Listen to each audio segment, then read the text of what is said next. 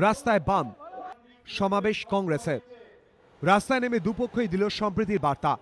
বন্ধ হোক হিংসা, অটুট থাকুক সাম্প্রদায়িক সম্প্রীতি, এই সব দাবিতে বুধবার দুপুরে মহাজাতি সদন থেকে ধর্মতলা পর্যন্ত মিছিল করে বাম দল ও তাদের গণসংগঠনগুলি। বামেদের সুরেই শহীদ মিনারের সভা থেকে বিজেপি তৃণমূলকে একযোগে নিশানা করে কংগ্রেস নেতৃত্ব।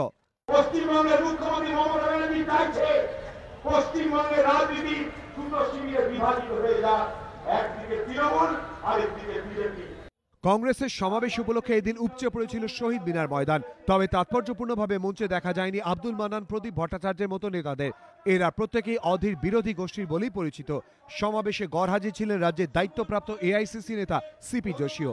এদিনই কর্মসংস্থান সৃষ্টি সহ একাধিক দাবিতে দলের রাজ্য দফতর থেকে ধর্মতলা পর্যন্ত মিছিল করে বিজেপির ওবিসি মোর্চা। বিতনু চট্টোপাধ্যায়, দীপক ঘোষ ও সঞ্চয় মিত্র, এবিপি আনন্দ।